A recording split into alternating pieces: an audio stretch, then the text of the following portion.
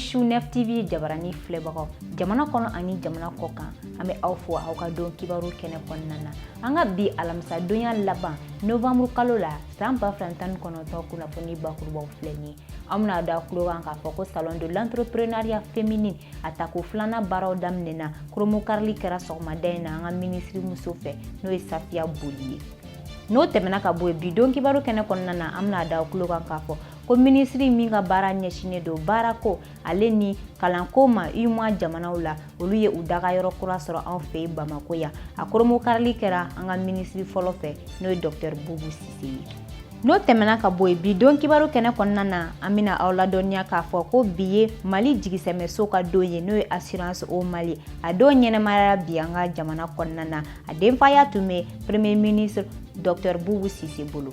ni an ka kunnafoni bakurubaw ye ka fara misɛmani caman kan an bɛna min lase aw ma bonya ani karama kɔnɔna na aw y'aw danse don kibaru kɛnɛ kɔnɔ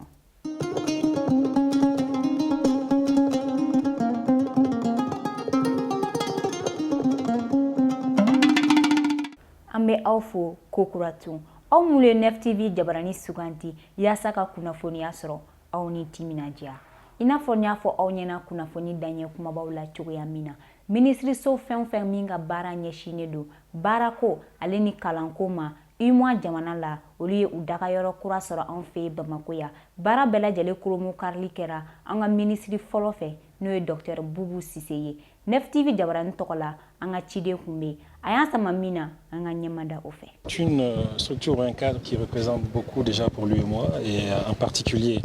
le Mali dans le cadre de tout ce qui concerne la promotion. Ni yɔrɔ in na kɛ UMOA ka lasigiden so ye Mali la kɛrɛnkɛrɛnya la mulu ka baara ɲɛsinnen don baarako ale ni kalanko ma wa an bɛ aw ladɔnniya k'a fɔ ko ni projet in bilala sen kan a bɛ san 10 bɔ laɲini caman kɛra wa caman fana sabatila nka a y'a ye k'a fɔ k'an bɛ se ka fɛn caman kɛ ka tɛmɛ nin bɛɛ lajɛlen kan n'o ye nin soba jɔli ye an ni jamana wɛrɛw bɛ se ka fɛn caman kɛ baara bunangu kan ka fara o kan an bɛ aw ladɔnniya k'a fɔ k'an ye secrétaire permanent suganti ka ban nin kɔni ye baara dilen ale ma ka ban an bɛ aw ladɔnniya k'a fɔ ko jateminɛ kɛra Mali ka baaraw de la o de y'a to ni lasigiden so UMOA o sigira an fɛ Mali la yan an bɛ aw ladɔnniya k'a fɔ ko UMOA jamana bɛɛ la Mali dɔrɔn de sugantira ka sababu kɛ Mali ka wuli ka jɔ ye o ma kɛ an ka jamana ɲɛmaa kɔ n'o ye Ibrahim Boubacar Keita ye wuli ka jɔw de sababu la UMOA ka lasigiden so jɔra an fɛ Mali la yan ni bɛɛ kɛra Mali ka baara de okumu kɔnɔna na pour cette jeunesse dans notre pays et puis dans l'espace communautaire. Tabarikala ni na kɛ sababu ye UMOA ministre na to ka ɲɔgɔn ye ka caya an ka jamana kɔnɔna na i n'a fɔ n y'a fɔ aw ɲɛna kunnafoni daɲɛ kumabaw la cogoya min na salon de l'entrepreneuriat féminin n'o ye musow ka kɛn yɛrɛ ye a tako filanan baara daminɛna sɔgɔmada in na an fɛ Bamako a kromo karili kɛra an ka ministre Safiya Boli fɛ ni na kɛ sababu ye muso caman na u ka entreprise dayɛlɛ an bɛna ta daɲɔ fo ka taa se Bakari Kone ma olu tun bɛ kɛnɛ kɔnɔ kɛn yɛrɛ ye baarakɛba musow ka nin kɛnɛ belebele mun bɛ sen na a baaraw kromo karili kɛra madame Safiya Boli fɛ n'ale ye ministre ye min ka baara ɲɛsilen don kɛn yɛrɛ ye cakɛda misɛmanw a n'a kumabaw dɛmɛli ma ale ye ɲɛfɔli kɛ kɛnɛ in kan k'a fɔ ko fɛɛrɛw bi sen kan waasa ka kɛn yɛrɛ ye cakɛda misɛman 1000 bɔyango dɛmɛ wa k'u na fɛn bɛɛ kɛ waasa muso niyɔrɔ bɛ se ka bonya nin ko in na cogoya min. Donc an bɛ kɛnɛ min kan bi ni an ka kɛnɛ de ni ye musow ka kɛnɛ ye ni ye muso minnu bɛ kɛn yɛrɛ ye la olu ka kɛnɛ de ye bi ye an bɛ baara min na an ka baara ye de ka se ka kɛn yɛrɛ yew dɛmɛ nka kɛn yɛrɛ yew ka baara fana la an b'a dɔn a ma nɔgɔn daminɛw ka gɛlɛn an b'a dɔn financement ko ka gɛlɛn u bɛ se ka nafolo sɔrɔ ka se ka juru sɔrɔ cogo di ka se ka taa yɔrɔ ka baara la taa ɲɛ an jɔyɔrɔ ye de ka se ka olu dɛmɛ donc an ye programme dɔ sigi sen kan o programme tɔgɔ ye ko le programme d'appui au PME ou bien PAD PME o programme nin kɔnɔ an bɛ fɛ ka PME 1000 PME ba kelen fɛ ka PME ba kelen dɛmɛ n'an y'olu dɛmɛ sa olu ka accompagnement na o kɔrɔ ye k'an b'u dɛmɛ u ka se ka conseil sɔrɔ a daminɛ na n'u bɛ fɛ ka entreprise créer ka bɔ informel la ka kɛ formel ye n'an bɔra informel la sa o kɔrɔ ye k'an entreprise créer papier b'an bolo o de b'a to an bɛ se ka financement sɔrɔ o de y'a to an bɛ se ka taa ɲɛ o de y'a to subvention bɛ se ka s'an ma nka n'an ni sɛbɛnw t'an bolo n'an bɛ dugu la o kɔrɔ ye ko an tɛ se ka taa ɲɛ an fana an jɔyɔrɔ man bon kosɛbɛ an dun b'a fɛ aw jɔyɔrɔ ka bonya ka taa fɛ donc an bɛ bi kɛnɛ min kan a kɛnɛ ye kɛnɛba de ye. Salon in ɲɛmaaba ale ye ɲɛfɔli kɛ u ka baaraw bɛna boli mun kan kɛrɛnkɛrɛnniyara hakilina falen-falen mun bɛna kɛ u fɛ tile 4 kɔnɔna na. An y'a ye malgré état ka initiative bɛɛ malgré musow ka cɛsiri an y'a remarqué que cɛw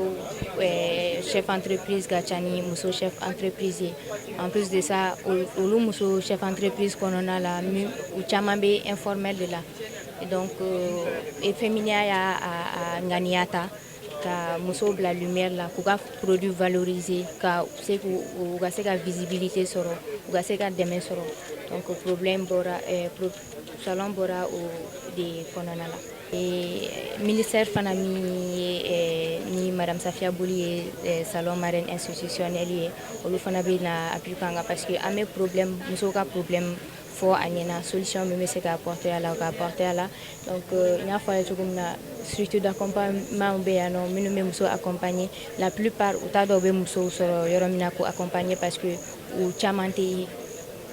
tɛ donc musow fana la plupart du temps accès fana t'u la olu structure la parce que u t'u yɔrɔ dɔn structure tɛ fɛn kɛ donc u bɛɛ bɛna rencontrer yan nɔ contact physique protocole tɛ caya la bɛɛ b'i ka problème fɔ yan nɔ an bɛ solution proposer mais an tɛ solution proposer k'a fɔ ka taa an bɛ solution proposer an bɛ tila ka ani action bila ɲɔgɔn na. Salon in daminɛna kunu le 27 a bɛna ban samedi prochain le 30 donc a bɛ taa tile 4 de la o tile 4 kɔnɔna la an bɛna panel kɛ an bɛna formation fana kɛ musow kunna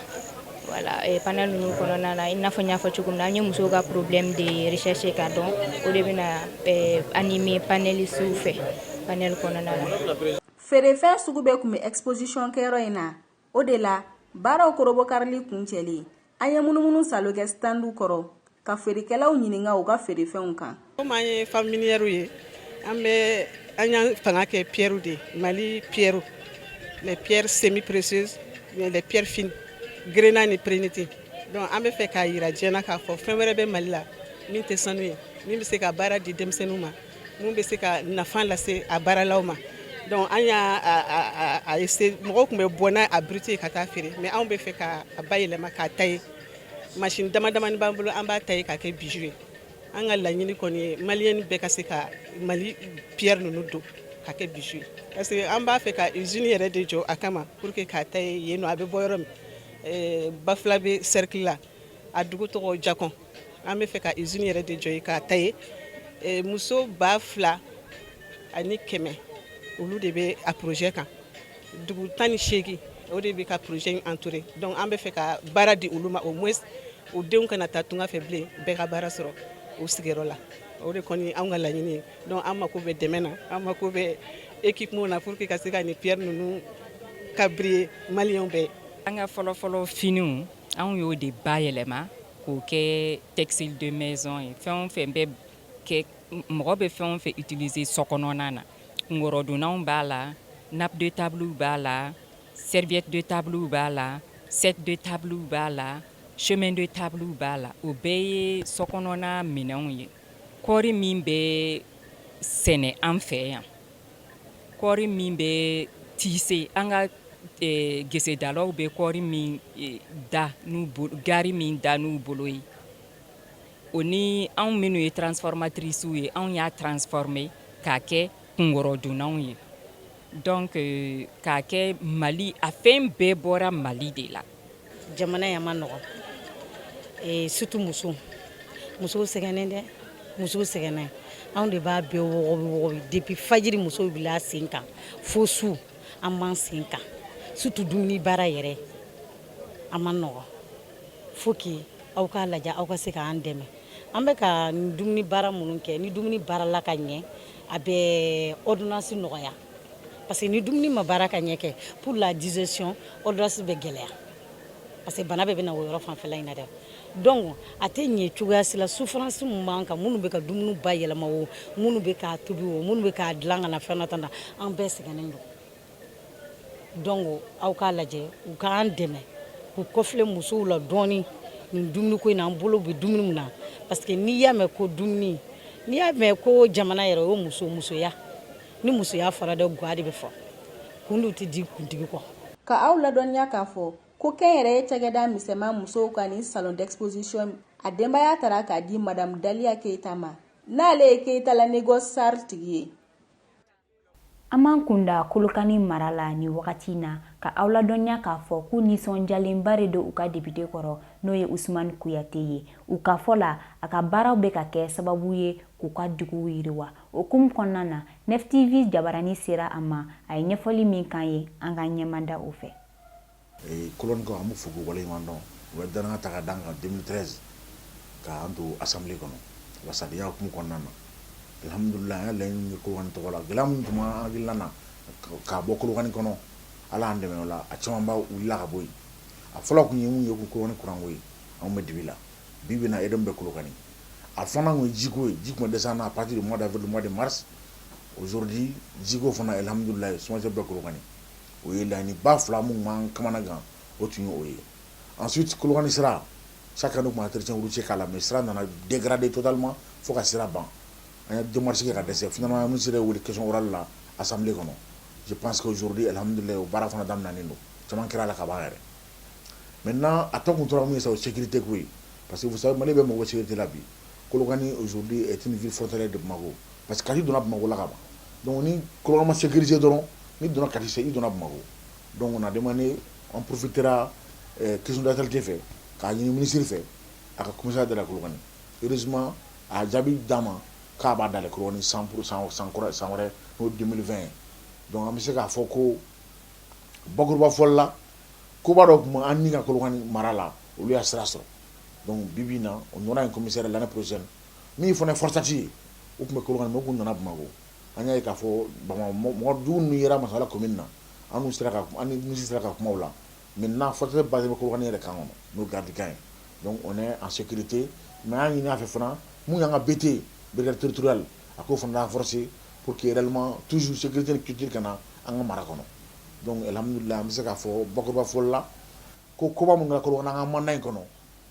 laɲini kɔnɔna na nɔgɔ tɛ ko minnu na n'i y'a sɔrɔ PV bɔ k'a lajɛ a PV a ko n y'a kumaw ma fɔ sisan a bɛɛ bɛ PV kɔnɔ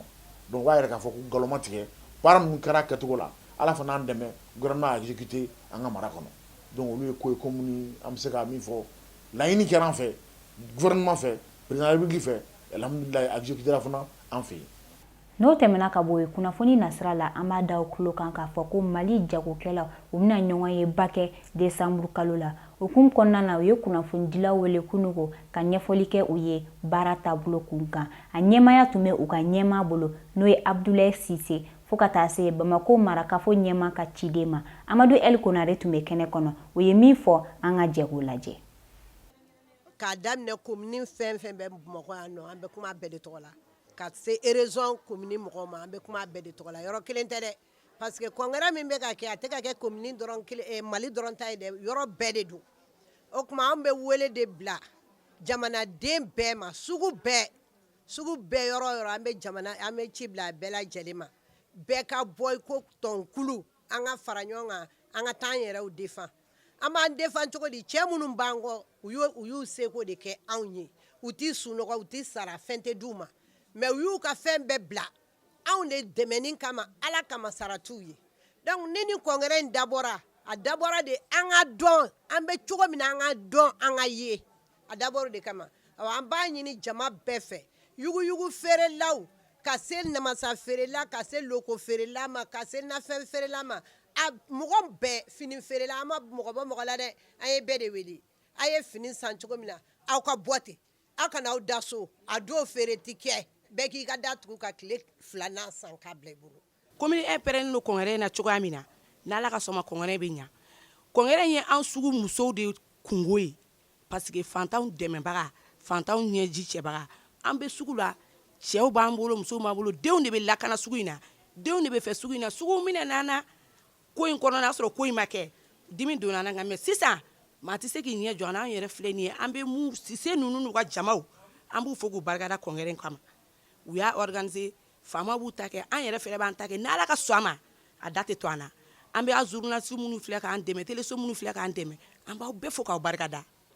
kuma bɛɛ bingane bɛ kɛ anw kan donc ni sugu ɲɛmɔgɔ ye nin fɛɛrɛ sɔrɔ k'anw bila nin baara in na a ka di n ye musow ka wuli k'u dɛmɛ parce que u tɛna tɔgɔ sɔrɔ ni musow ma wuli k'u jɛya parce que ko bɛɛ bɛ musow de bolo n'i y'a mɛn ko fɛn o fɛn muso de b'a ɲɛmɔgɔ la n'i y'a mɛn ko sugu musow de bɛ sugu kɔnɔ cɛw man ca sugu kɔnɔ anw de ka ca sugu kɔnɔ n'a ma ɲɛ k'a fɔ ko nin ɲɔgɔn congrès belebele bɛ n'a kɛ ne kɔni y'a ɲini Bamako fɛ Bamako musow bɛɛ ka taa Bamako fɔ ka taa bila hali Burusi kɔnɔna la fɛn o fɛn sen bɛ se ka yɛrɛ se ni congrès in an y'a ɲini Ala fɛ u bɛɛ lajɛlen ka ɲɔgɔn sɔrɔ congrès kelen in kan ni Ala sɔnna n'o bɛ bɛn décembre tile 14 bɛɛ lajɛlen ka na an mago bɛ bɛɛ lajɛlen na denmisɛnnin ko t'a la mɔgɔkɔrɔba ko t'a la cɛ ko t'a la muso ko t'a la an bɛɛ lajɛlen de don parce que an bɛɛ de ye fa kelen ba kelen ye donc n'an ye nin congrès in kɛ a ka ca Ala fɛ Ala b'a ɲɔgɔn wɛrɛ nɔgɔya ye mais nin min ye fɔlɔ ye a ka di ne ye diɲɛ bɛɛ k'a lakali Bamako dɔrɔn tɛ dɛ Mali dɔrɔn tɛ dɛ diɲɛ bɛɛ ka congrès in lakali congrès ko in diyara an ye cogo min na Ala de b'a dɔn kɛrɛnkɛrɛnnen Sango yɛrɛ a denfaya taara ka to di commune 5 mɔgɔw ma a diyara an ye a bɛnna ma n'Ala sɔnna ma n'an seko n'an dangɔ ye min ye an b'o k'a la kunnafoni okumu kɔnɔna na an b'a da o tulo kan k'a fɔ ko Mali jigisɛmɛso olu ka donba ye bi ye n'an b'a fɔ ma ko assurance au Mali o ye ɲinata ɲɛnamaya ɲina ye a ta ko fɔlɔ ye k'a ladɔniya k'a fɔ k'u y'a bonya bɛɛ ta k'a di an ka minisiri fɔlɔ ma n'o ye Dr Boubou Cissé ye nka kɛnɛ kan a ɲɛmaya tun bɛ an ka minisiri muso bolo an ka jɛ k'an ka ciden lamɛn Awa Adama Kulibali fo ka taa se Baɲɔ Jɛnɛpo ma. Nin don kɛrɛnkɛrɛnnen min sigilen filɛ Mali assurance tɔgɔ la a kɛkun ye walasa cakɛda ninnu bɛ se ka lakodɔn ka fara o kan ɲɛfɔli ni kunnafoni di sira fɛnɛ don barisa a jirala k'a fɔ ko jamanaden caman tɛ assurance nafa dɔn u ka diɲɛnatigɛ kɔnɔna na. Don in sigikun fɛn fila tɛ c'est pour que an n'an ka consommateurs ka kuma ɲɔgɔn ya ka yira assurance jɔyɔrɔ ye min ye u ka diɲɛnatigɛ la. Barisa i kɛra ménager ye o i kɛra entreprise ye o jɔyɔrɔba de bɛ assurance la assurance ye fɛn min ye a bɛ entreprise lakana a bɛ ménager lakana donc o de ye bi ɲɔgɔn ye kunba yɛrɛ barisa an y'a jateminɛ k'a fɔ Mali kɔnɔ yan nɔ assurance in a faamuyalenba tɛ an yɛrɛ minnu ye assurance baarakɛlaw ye an y'a faamu k'a fɔ bon il faut que an k'an ka consommateur an ka client kuma ɲɔgɔn ya pour que u ka faamuyali sɔrɔ an ka baara taabolo la. Donc k'a fɔ assurance bɛ mɔgɔ lakana ani k'a fɔ fɛnɛ jɔyɔrɔba de bɛ assurance la jamana yiriwali la. Maa minnu ye faamuyali kɛ ni ka taa u assurer cakɛda ninnu na olu ka ɲɛma filanan tun bɛ kɛnɛ kɔnɔ a ye mun sɔrɔ ka fɔ an ye an ka jɛ an k'o lamɛn. N'i ye mɔgɔ mɔgɔ ɲininka bi Mali la a b'a fɔ ko assurance o tɛ dɔwɛrɛ ye ka siniɲɛsigi dɔn a siniɲɛsigi ye kɔrɔ ye mun ye i b'i kalifa don mɔgɔ dɔw la ni kɔlɔlɔ dɔ ni kasara dɔ ser'i ma walasa olu bɛ se ka kasara o ta mais n'i ye mɔgɔ mɔgɔ ɲininka bi Mali la an b'a fɔ ko assurance ninnu u tɛ foyi kɛ bawo mun na n'i ye kasara dɔ minɛ sɔrɔ sisan kasara dɔ minɛ sɔrɔ sisan n'i ka mobili tiɲɛna ou bien mɔgɔ ka tila ka sa i bolo i bɛ se ka san 1 san 2 kɛ foyi tɛ ɲɛnabɔ bon mun bɛna n'o bɛɛ ye kunnafonibaliya o de y'a to u ye bi journée min kɛ an ko nafaba de b'a la. Lajɛrɛ in senfɛ an taara munumunu assurance cakɛda ninnu ka standuw kɔnɔ n'Alias assurance mɔgɔw ye ɲɛfɔli k'an ye u ka baarada kan. Bon n'Alias ye assurance min ye comme assurance modèle fila de bɛ yen il y a l'assurance des personnes et puis il y a l'assurance des biens n'Alias bɛ biens de assurer bon kuma min bɛ ne bolo k'a fɔ assurance mɔgɔw ye c'est toujours d'aller vers les assurés k'a expliquer o ye parce que anw de bilalen non en cause a bɛ fɔ ko u bɛ wariw sara ko an t'u indemniser sinistrité sara mais jusqu'à présent jateminɛw la an nana ye k'a fɔ en réalité assurance ninnu yɛrɛ de dɔnnen tɛ a dɔnnen tɛ bon an minnu ye assureurs ye an de kan k'u informer davantage assureurs fɛnɛ ne bɛ mun kɔni f'u ɲɛna normalement i man ka assurance yɛrɛ ta k'a sɔrɔ i ma ɲininkali kɛ an y'a jateminɛ mɔgɔ caman bɛ yen nɔ u bɛ contrat souscrit mais u tɛ ɲininkali kɛ i m'a faamu ɲininkali in dun filɛ c'est obligatoire. Comité des compagnies d'assurance du Mali ni o de ye nin don in hakilina taba ye a ɲɛma y'a jira an na k'a fɔ ko assurance dabɔra fantanw yɛrɛ de kama ka tɛmɛ nafolotigiw kan. sɔrɔba tɛ minnu bolo assurance kan ka dabɔ olu yɛrɛ de kama walasa ka fantanya kɛlɛ barisa an ka jateminɛ kɛ e filɛ nin ye jagofɛnw b'i bolo ala k'an kisi ni tasuma nana o jeni sisan donc a b'i ka fantanya de juguya donc assurance dɔw bɛ yen nɔ minnu bɛ se ka olu jagofɛn ninnu lakana a bɛ lakana et puis musaka caman tɛ bɔ musaka bɔcogo fɛnɛ ani assurance tɔw ta tɛ kelen assurance tɔw la sisan a bɛ fɔ de n'i ma assurance musaka sara couverture tɛ d'i ma mais an b'a fɔ min ma ko micro assurance o sariya ninnu yɛlɛmalen don pour que hali n'a bɛ se ka kɛ de don o don i bɛ dɔɔni sara assurance bɛ se k'i ma dɛmɛ donc o tɛ assurance tɔ ninnu na i bɛ assurance wari bɛɛ de sara fɔlɔ yanni couverture ka d'i ma mais micro assurance comme n y'a fɔ comme a dabɔlen bɛ ka fantanya de kɛlɛ donc olu assurance la a bɛ se ka kɛ don o don i bɛ wari dɔ di 20 40 i b'o di et puis ka assurance b'i ma dɛmɛ donc o cogo kelen de don ni sɛnɛkɛla bɛ fɛ ka assurance ta sisan an b'a dɔn k'a fɔ sɛnɛkɛla kɔni ale bɛ wari sɔrɔ de ni sɛnɛ banna et puis n'a commencera ka feere kɛ donc a bɛ se ka kɛ assurance wari sara o bɛ kɛ de feere bɛ kɛ wagati minnu na donc k'a fɔ vraiment mɔgɔ hakili la ko assurance ye faamafɛn de ayi assurance tɛ faamafɛn ye an kelen bɛ k'an cɛsiri walasa fantanw yɛrɛ de fɛnɛ ka assurer jamana in kɔnɔ n'a y'a jate minɛ sisan assurance caman de bɛ yen nɔ minnu kelen bɛ k'olu kɛ olu produit kɛ u ka kɛlɛkɛfɛn pour que ka se ka assurance cari jamana fan bɛɛ. Kumakuncɛ la u ye welewelemada kɛ ka ɲɛsin maliden bɛɛ ma ko bɛɛ ka a kunda nin cakɛda kofɔlen ninnu kan yaasa ka faamuyali jɔnjɔn sɔrɔ ani ka contrat kɛ k'o bɛ kɛ sababu ye ka bɛɛ lakana walasa kasaraw kɔlɔlɔ bɛ se ka nɔgɔya cogo min na. Ni de bɛna dan se an ka bi kunnafoniw na min lasera aw ma NFTV ɲɛmayaso ani Fasiri Jama ka bolodi ɲɔgɔnman sababu la ka lase aw ma an bɛ foli lase aw ma aw ka ɲɛmadali fɛ an bɛ dugawu kɛ halisa Ala ka se k'an ka jamana lakana aw k'an bɛn don n'a nataw la.